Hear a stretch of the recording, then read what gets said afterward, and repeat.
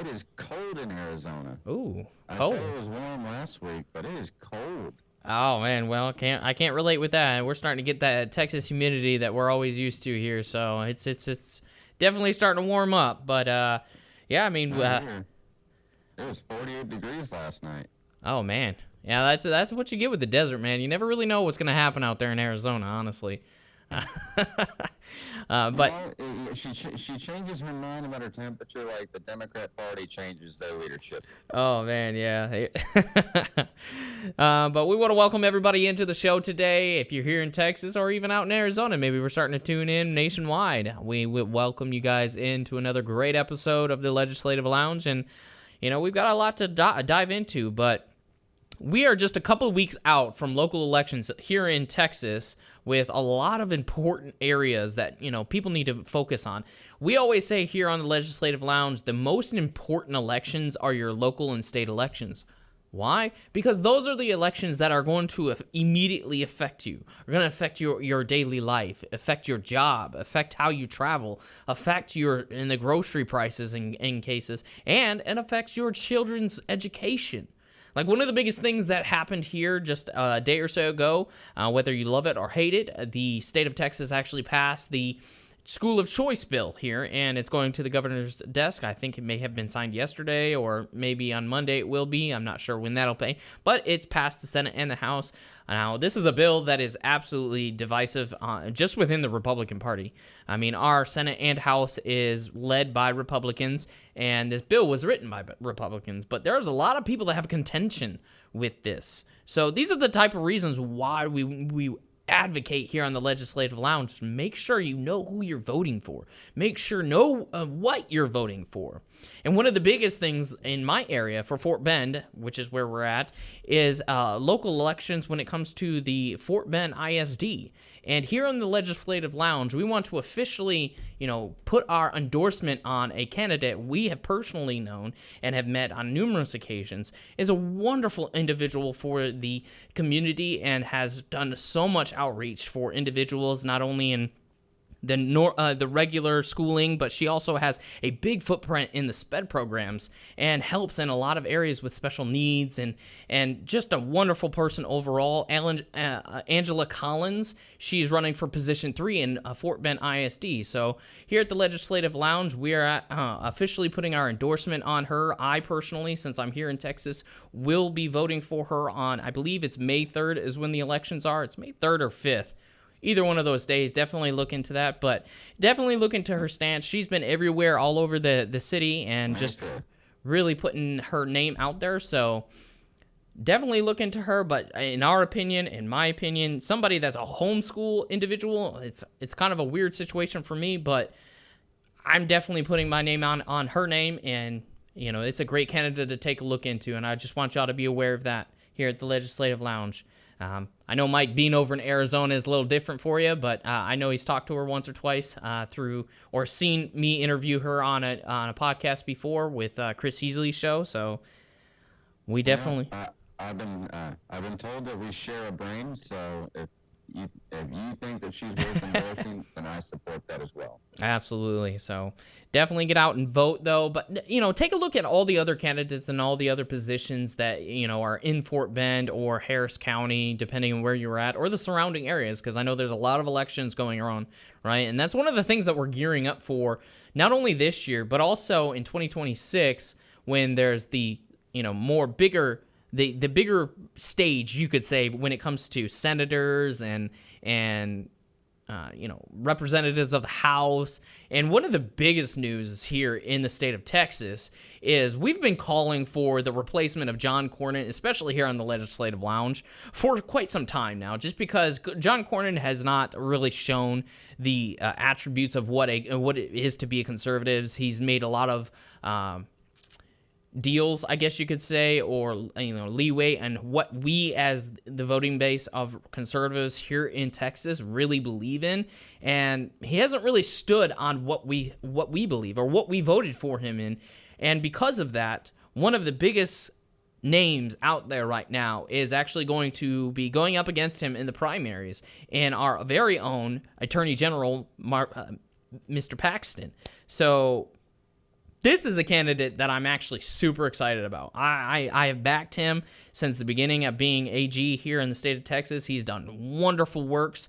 And you absolutely know, when you have a huge rhino population in our Congress here in the state, and they're attacking you, trying to replace you, you know you're doing something right.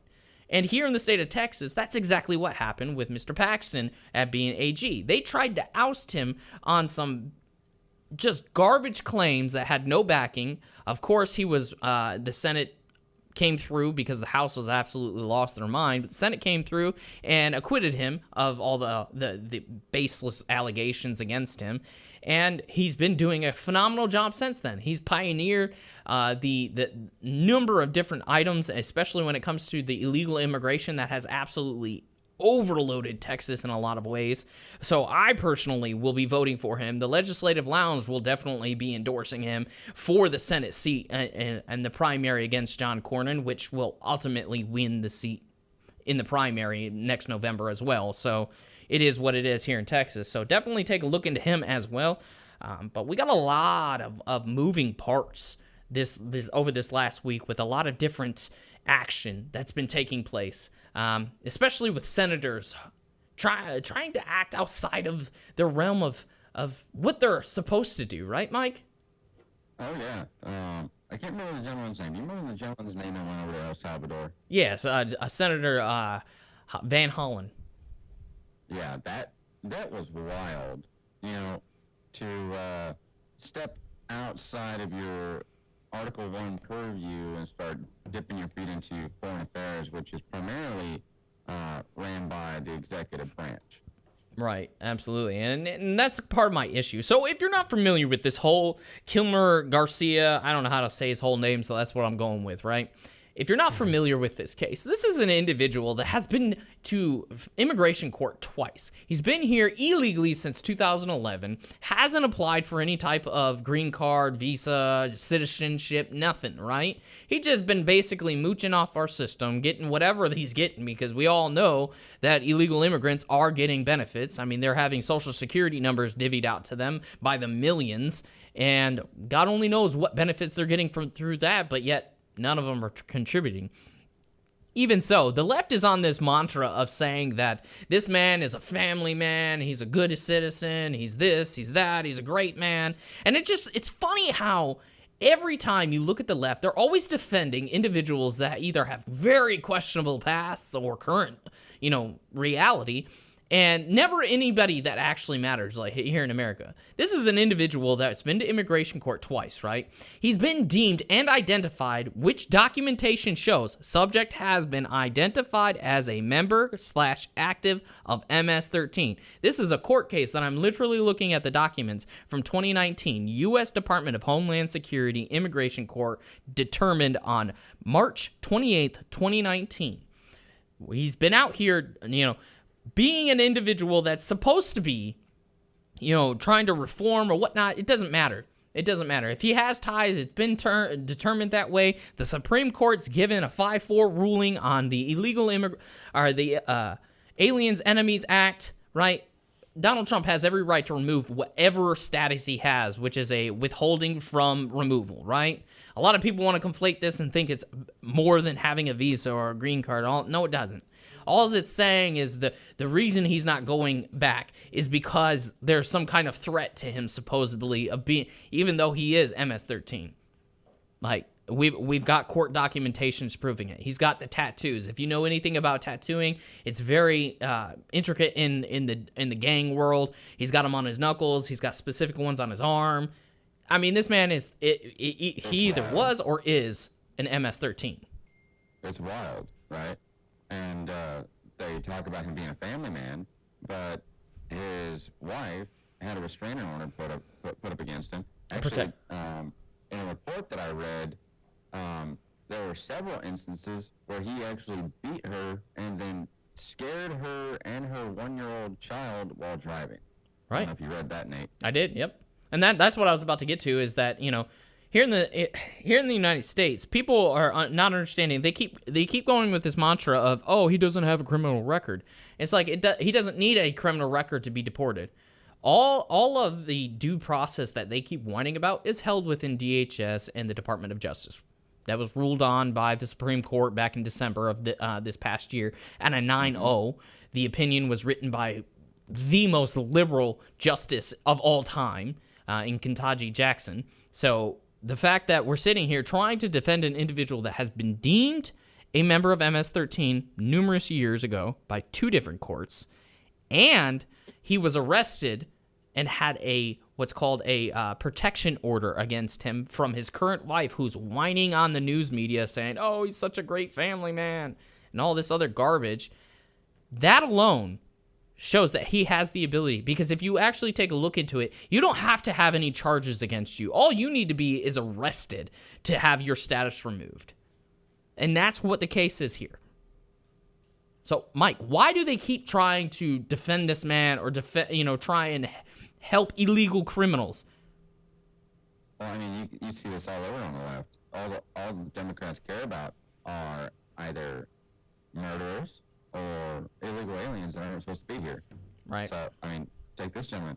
We have a senator that left United States soil and went into a foreign country because he thinks that he can just take an El Salvadorian citizen, which Mr. Abrego Garcia is an El Salvadorian citizen. Which is confirmed in this documentation here. Like, he's home. Yep. Like, Mr. Garcia is home. He's not going anywhere.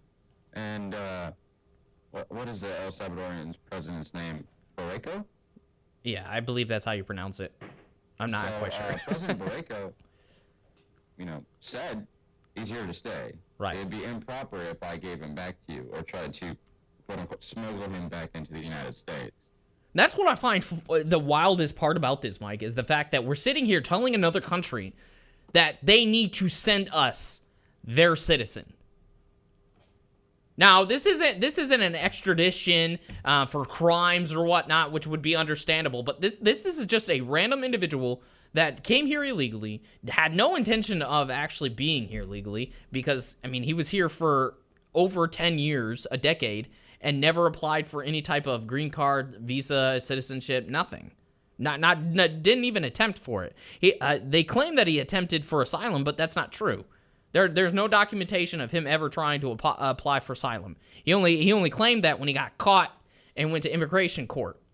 But, of course, that wasn't granted to him. What was granted to him was a withholding from removal due to circumstances in El Salvador at the time.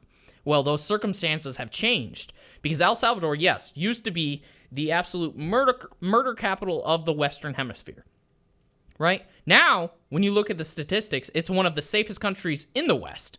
So the regime of the current administration has absolutely done a phenomenal job with just the crime alone, right? And, a lot of people want to say all they want about ECOT and that prison system and everything. Well, you know what? I don't care.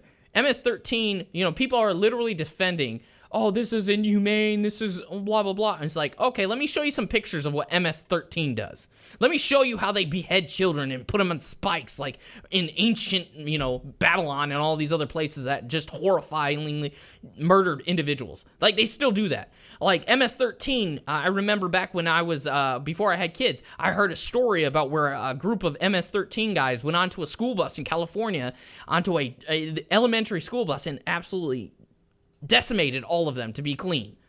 Killed every child in the bus. These are the individuals that you're trying to say, oh, they're being treated inhumane. I don't care. They're lucky that if I was in the position, they wouldn't be alive. That's why I say I can never go into the military or policing because I would have a body count. It's just it is what it is because I don't allow inhumane animals to live. Sorry. Well, this is what happens when you actually have a strong leader who cares about law and order and protecting his law-abiding citizens, right? Right. He opened up prisons and started filling them. And he ran those prisons in a way to where it was not conducive of continuing gang violence. As we've seen in those prisoners are jam-packed into a cell, and they are, elbow to elbow. They have to live with each other. they get 30 minutes of exercise a day, and it's a pre-coordinated calisthenic program. And they are taken care of, but they're not comfortable. They should be. These are the worst of the worst in the world, right? These are people. MS-13 was, ran rampant in California, especially where I'm from. Mm-hmm. So I'm from Central Valley, California. I live in Arizona now. But MS-13 is known globally for just ruthless beheadings, ruthless murders, kidnappings, trafficking, drug trafficking, sex trafficking, child sex trafficking. Like, the list goes on and on and on and on. They make the cartel look like they're just Joe Schmo average criminals. The cartel use them too, because they know how savage they are. Because they'll do things that even the cartel won't. But it's like, these are the people that Democrats are supporting. The Democrats want to cry about the humanity aspect of how these individuals are treated, but in the same breath, these individuals would instantly murder, sorry, TikTok language, instantly murder those congressional members if given a chance. Right. And I don't understand it, because the media is trying to drum this up as some kind of, woe is us with this individual that's here illegally breaking our laws and not caring. And now the media is trying to make it out to be like using the Alien Enemies Act is some form of misuse, because they only read like the first, 8 words of the actual. They can't read. Well, I mean, they're drumming it up as if this is a wartime, and they use this terminology, a wartime act, right? But that's not just what it is. Yes, it says whenever there is a declared war between the United States and any foreign nation or government, but that's where they stop. There's a comma, and it says, or any invasion or predatory incursion is perpetrated, attempted, or threatened against the territory of the United States by a foreign nation or government. Sounds familiar, huh? Something like, 15 million illegal immigrants coming into the United States. And, 100%. right? And then it says, and the president makes a public proclamation of the event. What did Donald Trump do day one? Yep. He declared a national emergency, and he declared MS-13 a terrorist organization, and he declared an invasion at the southern border, if I'm not mistaken. Absolutely did. And that's why they're trying to misconstrue and twist the story into us trying to feel bad for an individual that falls within the alignment of having deportation. I mean, I don't feel bad for him because he doesn't have any kind of a realm of wanting to be here legally, right? Like I said, never applied for a visa, green card, citizenship, nothing. So you could tell that he had no intentions. And there was even another lady that was just recently deported. She was here for 39 years. 39 years, not a single attempt to become legal. So you're talking about the woman out of Colorado? Yeah, you have to ask the question of, like, why? Where were you hiding? Were you paying taxes like you should have been? Because that's their defense. She wasn't hiding. She wasn't hiding. She was an activist. But what I'm asking is, like, what were you hiding, though? Like, what were you trying to hide? Because you had 0 attempts to do anything legally.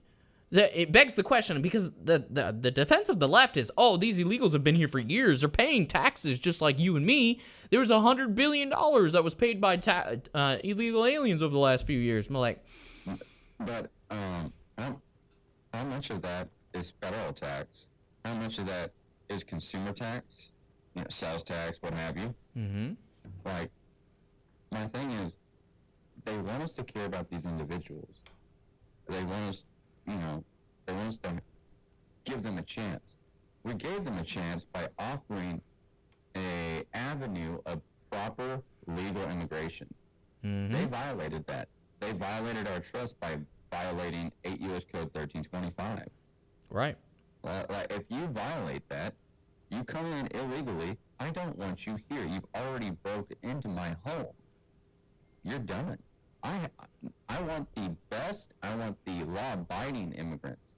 I want the million immigrants that come through our legal ports of entry, go through the process, denounce any affiliation with their origination, and they actually swear an oath.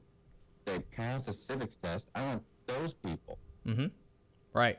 And I mean, I said this on Thursday when I was invited to the Patriots Den. You know, it has to do with also understanding that when it comes to immigration, there are avenues for these individuals to actually go through, and it's a hard situation to really navigate for those that are trying to do it right versus, you know, those that are doing it wrong in all reality. But you got courts out here that are acting outside of what their jurisdiction is, right? Now they're trying, or they were trying until just a couple hours ago, that they were trying to hold Donald Trump and his administration in criminal contempt because of this whole situation. But the problem is what did the ruling say from the Supreme Court, right? It says, first of all, that you lower courts can't tell the United States executive branch what they can and cannot do. Like, you don't have that authority constitutionally. The United States Supreme Court barely has that, honestly, when you really dive into it. But they're out here not understanding the difference between effectuate and facilitate. Right? Because that's exactly what the lower court, district court said, is that they must facilitate and effectuate. Like, you have to understand the difference of that because, yes, the Supreme Court upheld facilitate, but they struck down and specifically said we strike down the effectuate part, which means effectuate, it means that they have to negotiate and actually be mobile about it, right? They have to go and get him. However, that's not what it says. It says that he needs to facilitate, which means if El Salvador wants to bring him back, we have to provide the plane, essentially, or the boat, or whatever it may be. Like, that is the only thing. Now, the El Salvadorian president already said, we're not doing that, right? I'm not going to smuggle a terrorist back into America. And that's exact words that he said at the White House. He's 100%. Like, and the people are like, well, why not just let him go in your country? And be like, yeah, we don't do that. We're not just going to let a gang member terrorist out into our country. Again, his words. And the fact that... yeah. And he said in that press interview, there's a reason that, you know, we went from being the most dangerous to now the most safe. And, you know, like you were talking about, these are legal terms. Every time you read a Supreme Court case, these are legal terms being used. Facilitate simply just means to make something easier. Right. So, and you know, I know you were going to get to this, but I'm going to steal it. Go ahead. Donald Trump offered his plane to that El Salvadorian president, and it was denied. Mm-hmm. That was the facilitate part. That was, you know, that Donald Trump fulfilled his obligation to that Supreme Court ruling. And that Supreme Court ruling wasn't even an order. Because at the end of every Supreme Court order, it'll state at the bottom, it is ordered. But this was should, right? This is establishing where jurisdictions lie. Right. This ruling basically said, listen, we're going to grant and deny part of both of y'all's request. So we're going to ask that, should it be necessary, the lower court clarify what they mean by effectuate. Also, we're going to ask the lower court to stay in your lane, right, when it comes to the executive power.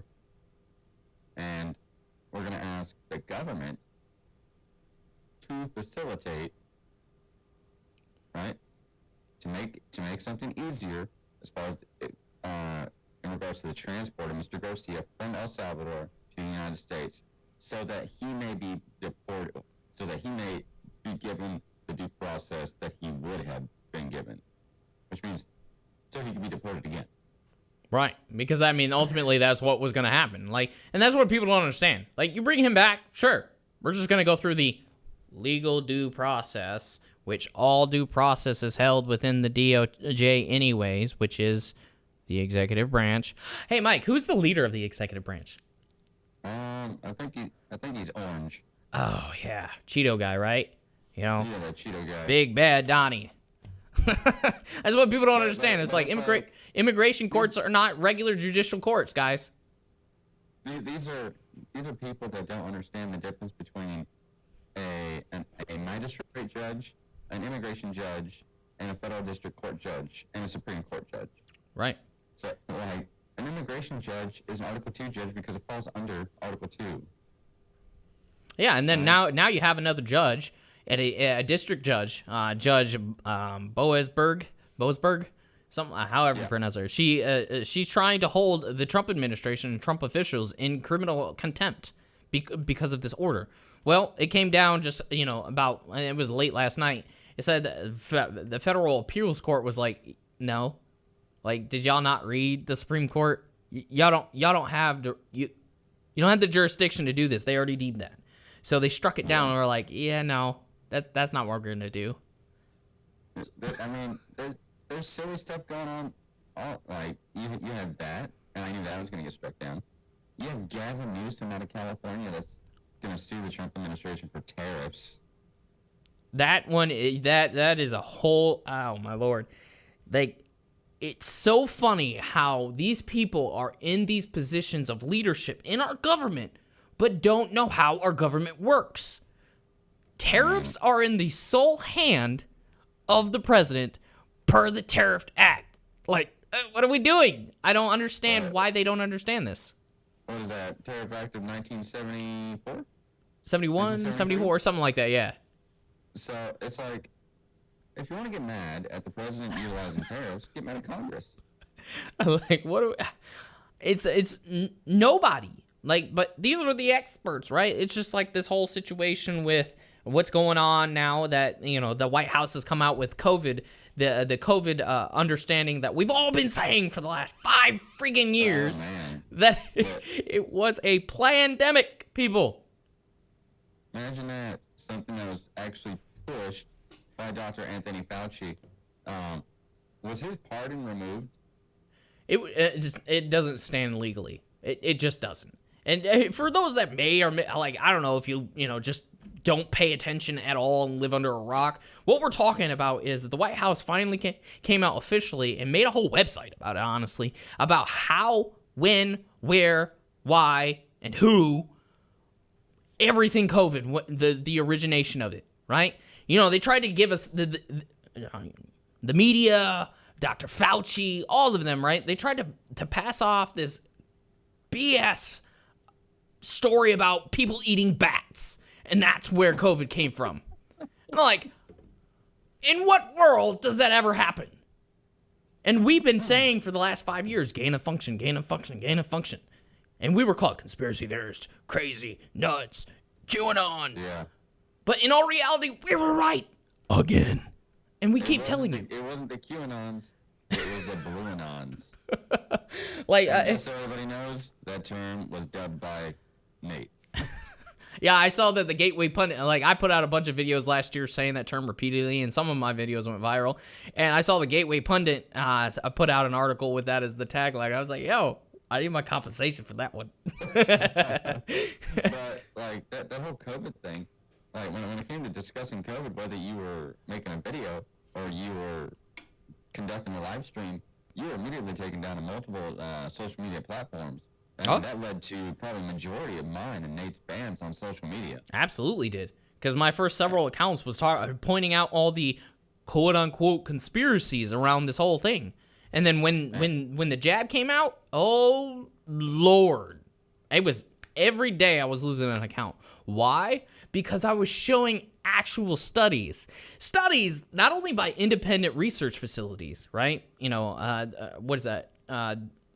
Frontier doctors and all those people that were absolutely debased and their license were taken around. Not even them. Like, they had a bunch of great information and absolutely everything that they put out was correct. But I pulled up studies from the NIH, the CDC, the people that were telling you it came from bats, right? Yeah. That their site even showed where this is coming from, what it is, and people still called me conspiracy nut. I'm like, these are the experts you guys keep saying know more than me. These are their websites. These are their studies. I was getting banned for saying that it's not it's not officially mandatory in the military, but it's mandatory in the military, and they're going to kick you out. And what happened in August of 2021? They started kicking soldiers out. Right? I mean, people were losing their jobs over all this. I started reading the Pfizer documents that were released, the thousands of Pfizer documents that were released, and I was getting taken down. It's like I'm reading this word per word about efficacy studies that coincide with natural immunity that was in the Pfizer documents. I'm getting taken down for misinformation, and I'm being called a conspiracy theorist, and I'm not reading the right things. Oh, yeah. We can get into the actual vaccine itself, because I can't wait for that to come out. Because I'm petty. I'm an individual that will told you so on a moment's notice. I don't care. Because if I'm saying it, I've done research into it. I know what I'm talking about. But yeah, I don't know how many times I was debased, I was chastised, I was called this or called that. I was called every name in the book for the last 5 years, right? And now we have information coming out to reinforce what I said. So I'm telling y'all right now, I'm about to make some of our doctor viewers mad, but I don't care, because you know I'm right. You know I'm right about what I'm about to say. And that is that the experts, the doctors, right? Your family doctor, because you listened to your family doctor about the vaccine. It was so good for me. They don't know squat about vaccines. Hey, if you want to prove it, if you want us to prove this to you, go to your doctor and ask your doctor about tetanus, and ask him if tetanus was grown on rotting meat. You can just simply go to your family doctor, ask them, what's the ingredients of the influenza A vaccine? It doesn't cause autism. Here's a colorful sheet of the benefits. Like, that's not what I asked you. I asked you, you're supposed to be the expert here, right? You're supposed to know what this is. No, all they're taught in school, unless they specialize in immunology or virology, they don't know the ins and outs of how this interacts with the body, because they don't study it. They're told how to treat something and what may be common complications from it. That's it. They get a list of symptoms. Here's what you prescribe. That's the extent of their knowledge. Mm-hmm. And I know I'm going to make some doctors mad about that, but you know I'm right. You know I'm right, because you guys typically only have one immunology class. So don't sit here and try and lie to me, because I've been there. I mean, that goes into several different areas too. I mean, doctors are not, they're not incredibly educated on nutrition either, right? Absolutely not. And, I see this with my own wife, with her endocrinologist. Her endocrinologist got so, started stammering and got uncomfortable because I started asking questions about my wife's blood panel as it related to her hormone production, various hormones, whether it be estrogen, cortisol, testosterone. She was like, oh, she's normal. I was like, well, we need to get a blood panel so we can actually have evidence of that, actually show that she's normal, right? Mm-hmm. But I started talking, and the doctor gets uncomfortable. Look, I've been saying this for a while. Doctors are glorified order takers. Like family doctors, that's all they are, because they're like, oh, here's the symptoms. Okay, here's your food, basically. Like here's your medicine. Here's your pharmaceutical. That's not going to fix the problem. It's going to cover it up to make you feel good enough to come back the next time. Here's your $100 Tylenol or aspirin or ibuprofen. If people just started understanding how the body works just by being vitamin efficient, or understanding what you and your wife learned about gut bacteria, mm-hmm. Like there's so much knowledge, and we have access to all of it because of how we all have real computers in our hands now. Right, and that's the thing. Like, a lot of people don't understand. There's actual studies on this. Try and disprove me, right? Go and find something that says otherwise. Around 80% of all major health issues nowadays here in the United States can be cured. Yes, I said the C word, guys. Cured from just simply paying attention to your gut health. But doctors don't do that. 100%. 100%. I mean, it starts as think of your body like an engine, right? The more crappy the fuel you put into the engine, the worse it's going to run. You don't change your oil, right? You have sludge in your engine. Your body works the same way. What do you think the design of an engine of cars actually came from, guys? Like, the design of an engine and the whole system of a vehicle, it's literally based off the human body. Like, I don't know if y'all knew that or not, but you look into that a little bit further, you'd be like, holy crap, he's right. Like, if you're going to start eating things that are jam-packed with preservatives and dyes and chemicals, your body has to break all that down and separate it, and then some of that stuff your body can't process, so it gets stuck inside your tissue. It gets stuck inside your colon lining, your intestinal lining, even in your stomach lining. Like, what do you think that does to you long term? And this is the thing. Like, this is what makes me the most sick about all this, is that you got all these people in higher positions, right? Even professionals, quote unquote, that are making this political. Like, the one thing here in Texas, right, is this massive measles outbreak. Oh my God. When majority of the kids that are even being affected, on most cases, are actually vaccinated. But, let's just forget about that for a second. But they're blaming it on individuals that don't want to vaccinate. And they're making it this big to-do with RFK and the NIH going back and forth and fighting about it. In all reality, the kids that have passed away, sadly, if you take a look into the cases, they're not actually passing away from measles.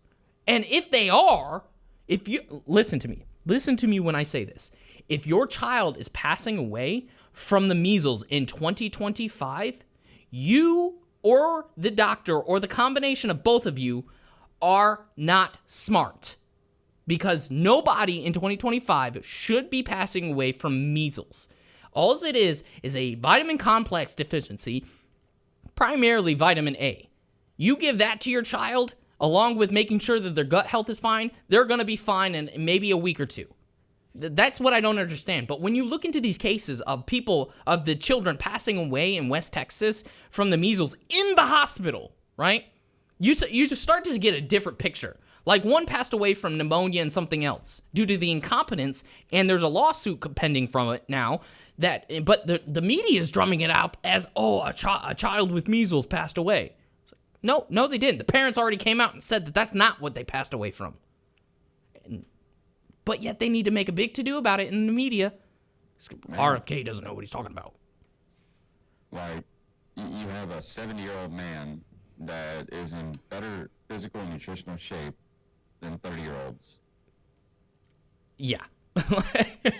Like, he's better shape than I am, and I go to the gym every day now, right? I've been going to the gym every day for about 2 years now. Like, this man is better. He could probably lift more than me. He's 71 years old, and we want to sit here and we want to chastise him because he doesn't have an MD. It's like, I could show you many MDs that are just remedial. You know what MD means? Major dummy. Honestly. I'm so tired of doctors. I'm so tired of quote-unquote professionals. I'm so tired of lawyers. Lawyers that don't know the law, Jasmine Crockett. Doctors that don't know the science, Anthony Fauci. Like Joe Biden. Like, these people use these titles and they play on your emotions because they know you're susceptible, and they utilize your trust and they abuse it. I'm asking everyone that listens to me and Nate, do your due diligence. Open a book. Do your research into what you're giving your child, what you're giving yourself. The food, like the hormones pumped into your meats, like there's so much that goes into it, and you're blindly following. I mean, some of you are non-religious, and you have more faith in these mad scientists than a lot of people do in their own religion. It is wild to me. And you had thousands upon thousands of doctors coming out, going against the mainstream doctors, like the big name doctors, Dr. Fauci and all of them, saying the exact opposite of them, the whole COVID situation, right? But yet, they're cracks, they're crackpots. And be like, hold up, you just told us the experts, we're supposed to listen to them. These are experts. These are doctors. These are, in most cases, the frontier doctors were like immunologists and stuff, in most cases. And a lot of them were actually family doctors that actually started their own studies, had them published, right, of their own patients, thousands of them. But yet they had their licenses removed and their livelihood taken away for telling the truth. You make this a political game, you lose lives. And that's what happened during the whole COVID situation. They claimed there was over 1 million people that died. But, weirdly enough, the flu, pneumonia, all that disappeared during that time. Let's not talk about that, though. Right? It just, the numbers went down to 0 almost for the flu, but yet on an annual basis, anywhere from 60 to 100,000 people pass away from the flu every year. And yet, during that time period of COVID, it was almost non-existent. That's fishy. This. I said it on the podcast Monday, right? I hope some of the prices of food go up because some of y'all need to learn how to eat less. And when we look at the data, if you actually broke down the data that the CDC was giving you, you can even make the calculated inferment that majority of those people that lost their lives were due to multiple comorbidities, right? One of the major ones was obesity. We are a fat nation. We are fat. Like, capital F-A-T, fat. Over half the population is obese. Over 20% of our youth is obese. That's horrible. And it may not even just be as the comorbidities. It may be that the hospitals were outwardly lying, right? On just outright lying on death certificates. And I know this firsthand because my mom passed away in 2021, right? She was somebody that had comorbidities. She had a lung disease that she had been dealing with for years, right? And she went in, she had COVID, right? 3.5 weeks, and then almost an entire month before she passed away. She was in the hospital that entire time. Not vented, none of that stuff. Like, it wasn't that bad. But 3.5 weeks, she tested negative for COVID. But guess what was the first thing on her death certificate?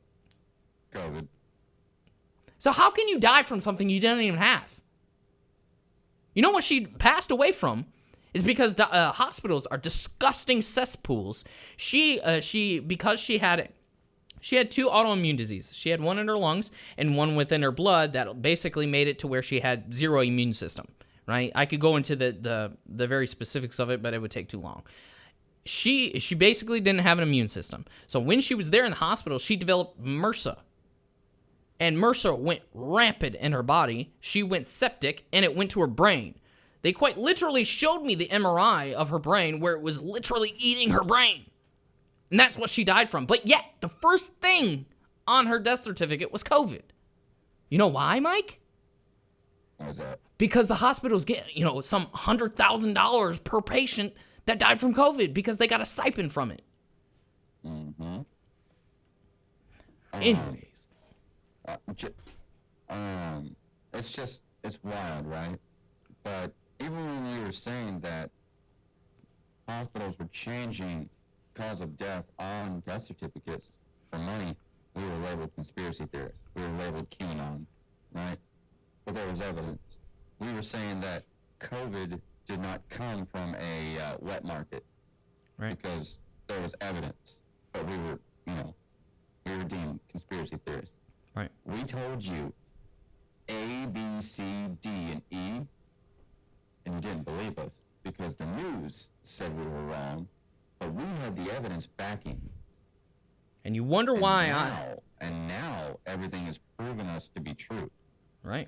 And people always wondered why I went so hard on doctors and this topic in general. It's because I literally lost my mother to this nonsense. Because of the incompetence of a hospital to clean their place properly and to falsify documents on a medical medical document saying that she died of something that she didn't have so that they could get more money. And you wonder why I'm so critical about doctors. We're waiting on a comprehensive review of my uncle that just recently died. So he was given the vaccine as well. So we're going to see if that played a factor into his increase in seizures. Absolutely did. Absolutely did. One of the main things that the vaccine was attributed to was neurological issues. Vascular issues too. So anybody that passes away mysteriously due to either one of those things, I don't care. If you call me conspiracy, I don't care. I have proof. I've got studies to show you.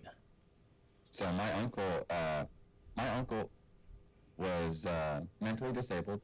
You know, he was on medication for his seizures for most of his life, right?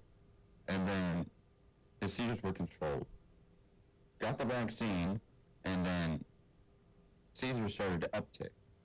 And then last year, had a seizure, fell into the shower, busted his head open. We lost it. So I want to know what exactly led to the increase in seizure activity that's supposed to be under medicinal control. Right. That was controlled, was monitored.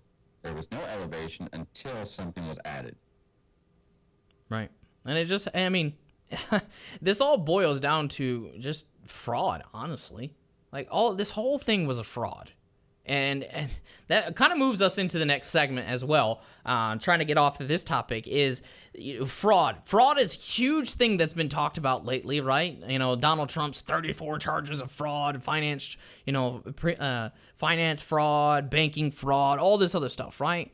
And the person that was spearheading this whole situation. Hold on. I want to give Nate kudos to this because, you know, he brought simple aspects of this to light before anybody else.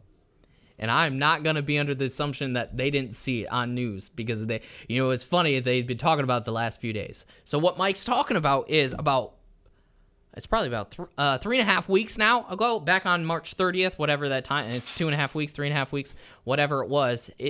I had brought to light a situation where your favorite New York AG, Letitia James, who brought the infamous 34 charges against Donald Trump for fraud, right? She was committing fraud herself since the 80s. And then you sit here and you say, wait, what do you mean, Nathan? Well, it stems all the way back because she has a lot of properties, not a lot, but I mean, she's had a lot of properties over the years, but this stems back into the 80s where I pointed out, well, she committed fraud on a mortgage loan for a particular multi-family living situation, right? On that form, I showed, and I had the documents itself right from the New York finance, agency, that it was listing her father and her as the primary two, and it said his name, right, Mr. James, and Letitia James, comma, his wife. I'm like, hold up a second. And I found another document. And another document. So on 3 separate documents, it was listing Letitia James as her father's wife. And this can't be confused with her mother because her mother's name's Neely, right?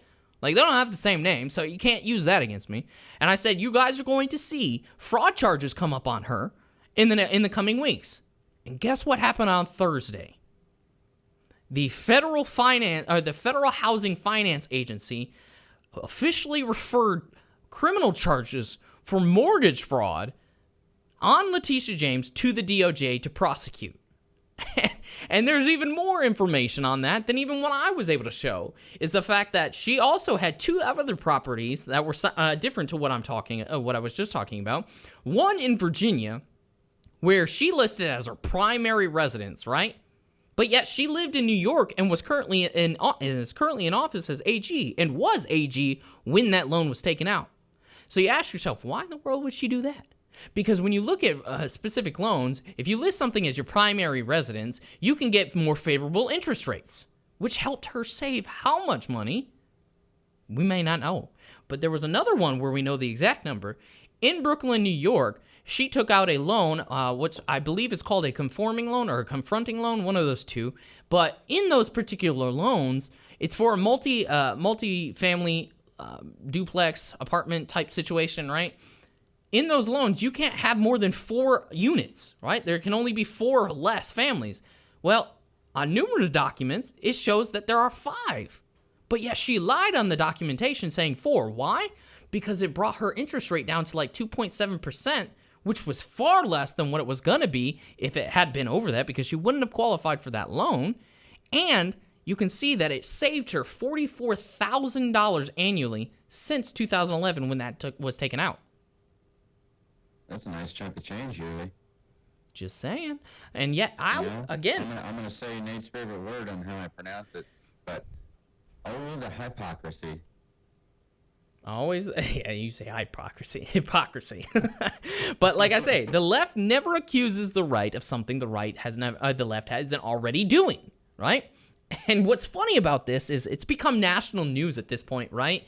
And even Miss Letitia James responded to it in some kind of interview on MSNBC, I believe, or NBC, one of the two, I can't remember, and the individual that was interviewing her even specifically said, "Oh, we've seen social media posts showing this information." I'm like, wait, mine? Because I did get some nice traction on Instagram and Facebook, but even more so, I saw today that yesterday, Representative Jim Jordan was talking about it and even mentioned the whole thing about her being listed as her father's husband, which I haven't heard anybody. And I'm not saying it's just me. Don't get me wrong. I'm not saying that. There are very small, on like Twitter or whatnot, I've seen some of them, but I haven't seen anybody talking about that situation. So did Jim Jordan see my video? I don't know. But that would be kind of cool. I watch, due to us and this podcast and our own content, I've seen several different videos about Letitia James after you made the video. Calling her out about the fraud, and then more specifically, being the what's it called, the husband dad. Mm-hmm. We're gonna call it husband dad, right?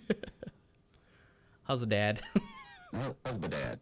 I have not heard anybody on Twitter, YouTube, TikTok, Facebook, what have you, talk about the husband dad. Mm-hmm. Anybody that knows anything about like algorithms and whatnot, Instagram probably has the hardest algorithm to go viral on, and on there my video got over 400 or 500,000 views alone, and it was shared I don't know how many times on Facebook. So like the information's getting out there, and that's what I love about it the most. I'm not trying to take kudos for anything, but like it's just cool that these people are finally starting to realize what we've been saying this entire time, that the left never accuses the right of something the left isn't already doing, and it keeps coming to fruition day after day. Yeah. It's almost like the left, says that us. Well, I know you don't like to claim yourself as MAGA, but I'm MAGA. So the left always likes to claim that MAGA is so violent, right? Right. But a member of Governor Tim Walz's administration in Minnesota was arrested for vandalizing Teslas. Uh-oh. Yeah. Mr. Dylan Brian Adams, 33 years old, a fiscal policy analyst for the state of Minnesota, was filmed keying a number of parked Teslas while walking his dog. It's sad, man. I thought MAGA supporters were the violent ones. The hypocrisy is never ceasing on the left, and that is what's driven me away from that completely. I'm not completely on the right. I'm not like sold on everybody that has an R next to their name. Don't get me wrong. I've absolutely been vocal on this show alone on some of the people that pretend to have an R next to their name, and I'll call them out. But it's the left's consistent hypocrisy, right? Like for instance, there's a large content creator on TikTok, right? He goes by the name of Jolly Ginger or something like that, whatever. This is an individual. He's got like 6 million followers, so I can absolutely say this because he is pretty relevant out there. He's now starting to do interviews and is a paid shield of the DNC. We've proven it because I hate to say it to you, Jolly. We've got the receipts from the FEC of you receiving the 4 different $5,000 deposits from the DNC. He's a race-baiting Democrat shill. But anyways, he came out, I saw a video of him trying to degrade somebody because he claimed that they worked at a Dollar General and was saying that, oh, now she's a stock and economy expert, when in reality, this man became famous for making drama videos about like husbands and wives fighting and stuff like that. And because of his fame, he called it Tea Time. He created a tea line, right? So he's a tea salesman on TikTok. And that's why I'm like, hold up a second. What makes you the expert? Because just 5 days or 6 days before this video of you making fun of an individual because she's pointing out the obvious of where were you guys during last year under Joe Biden when the stock market dropped numerous times just like it is right now. And you're sitting over here trying to be an expert when you're a tea salesman. Like, What makes you any different? It's just the blatant hypocrisy of people on the left, and I can't stand it. 100%. And, you know, they, some might come out and say, oh, you're targeting veterans. Hey, I'm a veteran. I'll say what I want. Look, everybody can catch these lefts and rights. I don't care what your status is. Like, your veteran status does not make you so special that you're safe from criticism. Right. Especially if you're trying to degrade somebody who quite literally is just basically at your level. It's an everyday worker. Like, ooh, you own a T-line. That's not really that famous. It's only famous because you are TikTok famous. And yet 100%. You want to act like you're some kind of, financial guru. And he quite literally goes into a video just 5 days before this video saying, oh, the stock market's down. These are what the experts say. Let me explain it to the everyday person. Like, what? How are you sitting here trying to say that you're acting in a capacity like you know more than just the average Joe? Like, stop. It's silly. Like, he's one of those people that say a tariff is a tax when, we've repeatedly gone over the legal definition of the term, the types, what they're used for. You know what I mean?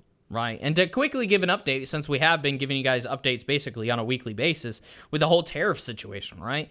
Things are looking great for America right now. 130 different countries, and it's probably more now because that was like last week. 130 countries have approached the White House in regards to talks, and even China's starting to buckle, right?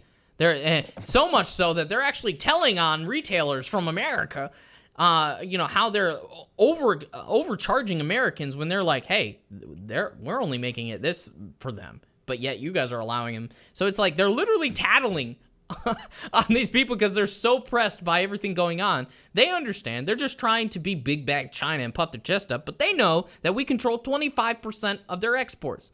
They know that their economy would absolutely tank without us. That's why they're like, well, we're open to talks with Donald Trump if he's respectful. Like, I know you're trying to grandstand for your people, right? But we know that you're folding. But by the end of this summer, like me and Mike said, by the end of this summer, you're going to start seeing a lot of the deals go into place. This week, there's supposed to be announcements on a couple of them already done. I believe one of them being rumored is the one with Japan, which is one of our major export-import partners. I think they're like number 6 or 5 or something like that. But that'll be great for us. So you're going to see.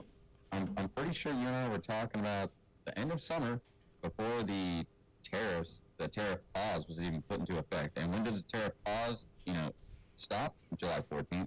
I was going to say, is it mid-July? I wasn't exact on the date. So it's like weird. Nate and Mike are just, catching dubs right now. Now, mind you, this was before the whole tariff pause. We said by the end of summer. Did we not, Mike? Yep, that's most of the people that are out here, they're complaining, they're like, oh, my 401k. I'm like, unless you're retiring within the next 2 years, shut up. Honestly. You don't even know how your 401k is affected by the stock market.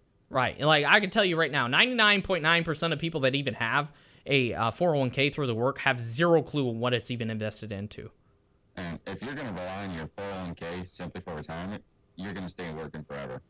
Yeah. And I say, you probably know what you put into it, your percentage. You may know what your return is on an annual basis if you pay attention to it, but I can promise you almost nobody knows what they're actually investing into because you don't look at it. Right?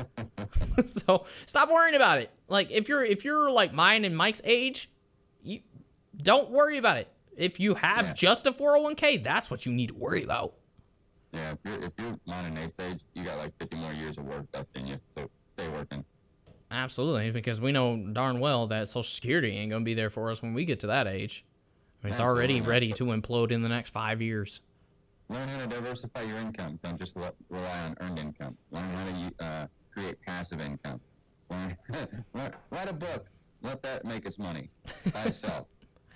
Yeah, but from an international stage, though, like we can see the tariffs and all that. But some other news, I don't know if you saw this, Mike, but everybody wants an update with this whole Russia-Ukraine situation, right? And Easter. and I believe it was just said the other day, what was it, yesterday? I don't know if it was Rubio or Trump himself. One of the two was somebody big in the administration that's helping the negotiations said, if something isn't worked out within like the next week or it doesn't progress any further, we're dipping out. They got to handle it because this isn't our war, right? And I'm absolutely on board with that. Well, it was announced about 3 hours ago that Russia is actually making a unilateral ceasefire on Easter tomorrow in Ukraine. So they're basically telling all their soldiers, nobody do anything. We're good. So they're actually taking the first step to peace. Well, weirdly enough, because they're the one that kind of instigated this whole thing. I'm not like a Russian advocate or anything like that. Because honestly, you ask me, I don't care about either one of them. Honestly, I am taking that stance of let them figure it out. I don't care. But seeing Russia take that first step and say, hey, you guys don't want to figure nothing out, all right, we'll tell our guys to just lay off. It's great to see. Yeah, Russia said we're going to do a unilateral ceasefire, and also, compound that with a couple of days ago yesterday when the U.S. is making the offer to ease sanctions or just facilitate, this peace, right? Hopefully. It seems it's like Ukraine Zelensky keeps saying, "Oh, we want peace," but like anytime peace comes around, it's like he never wants to talk about it. No, you know what he wants? He wants that American paycheck. That's what he wants. For sure. Right, he wants to continue building that ski resort that's being built in Ukraine. It's sad. It's sad to see this, man. It's sad to see people coming over here, wanting to us, saying, "Oh, all our people are dying," even though we're kidnapping our own citizens on a daily basis. But we need your money because we're all dying. Well, what about the several peace talks? Oh, you guys are so concerned about illegal aliens and Ukrainians dying. I don't hear none of y'all, crying about the 24 veterans that are taking their own lives every day. No, I don't see you guys. None of y'all. I don't hear none of you Congress, left or right, talking about how to get rid of American homelessness, how to fix it, how to fight against veteran suicide. I don't hear none of y'all talking about it. I mean, they like to fight back and forth on the left and the right. I'm like, no, we care for the veterans more. No, we care more. It's like, actually, neither one of you do, because you could have taken that $200 billion you gave to Ukraine and fixed literally everything with the VA.